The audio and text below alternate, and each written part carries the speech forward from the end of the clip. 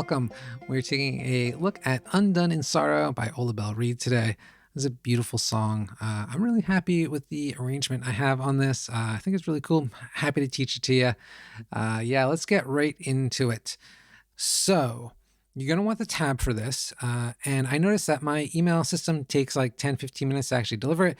So go into the description, first line, click that link, go there, grab the tab, and then by the time you're finished with this video, that tab should be waiting for you. Now, I'm going to play just a little bit of the song for you. I'll link the full performance video too if you want to hear the whole thing, but just so you know what it sounds like and know what we are learning today.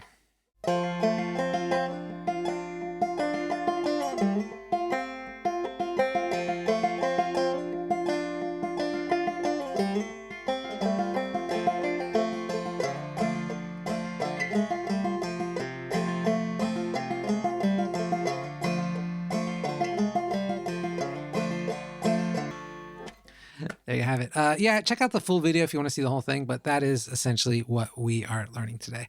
Now, before we get into it, if you could do me a quick favor, just hit that like button, subscribe to the channel if you're new here. So I do like 2 or 3 videos a week of clawhammer banjo stuff, mostly all banjo stuff, some mostly clawhammer. And yeah, I'd love it if you could join me for it. So yeah. Let's get into the song. So first thing you're going to want to do is get into tune. So Ola Belle Reed plays this in open G tuning. However, my voice is a little lower than hers, so I'm tuned down a full step. So what that is then is going to be F, C, F, A, C. And I would encourage you to use that tuning while you play through this, but once you're on your own with the tab, do it in whatever way works for your voice, because, you know, this is a song made for singing. I think it actually sounds beautiful instrumental too, but try singing with it. It's a lot of fun. Okay, so looking at the first line of tab, we've got this pickup measure that's just simple ascending eighth notes, so 1 and 2 and 3 and, right? And then we've got a slide with an M skip. So the way you're going to count this is 1, 1 and 2 and 3, 4 and. So those rests are basically where you could play a brushstroke. So, but we don't play the brushstroke here because it just gives a little bit of a sparser feel. I feel like the brushstrokes can be a little overpowering. So we just don't play them. I'll link to a video up there of if you want to dive more into M skips and how they work, there's a video that explains it. So I tend to use my middle finger for the slide here in measure 1. And then measure 2, I feel like is probably the trickiest measure in the whole piece. What you're going to do is you're going to start out quarter note here. So 1. Now fret the 5th fret of the 1st string with your ring finger. Now lift that ring finger and slide down to 3 with your middle finger.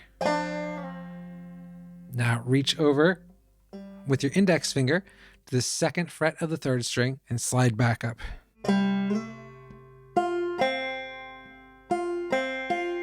So all together, that's...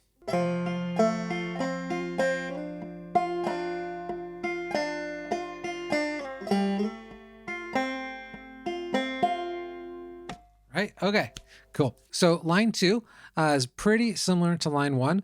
We just, since we don't have a pickup measure here, we've just are playing open 1st and 5th string to start. And the next 2 measures are exactly the same as the first line.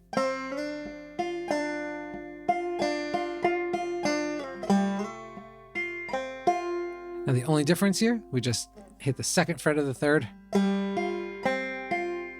And then open 1st, open 5th. So all together, that's... All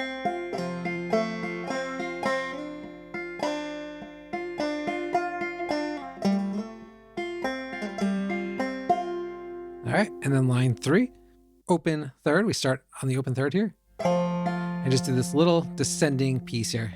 1 and 2 and...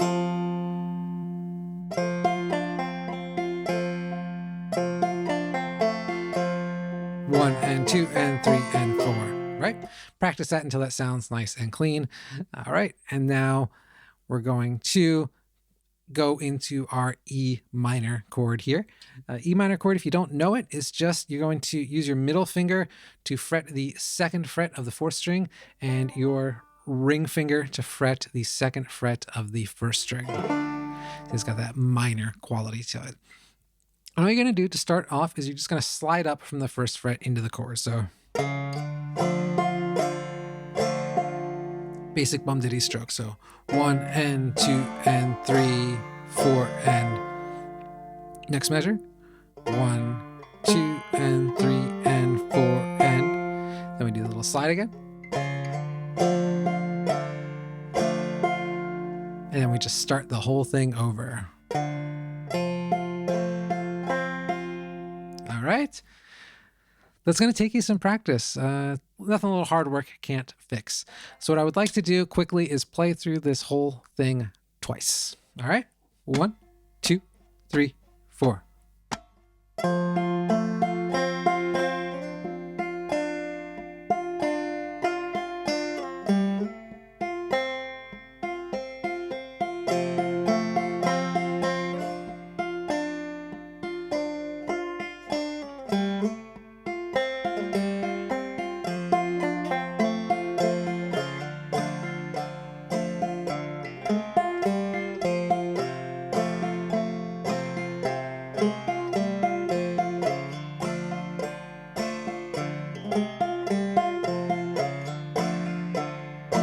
Again.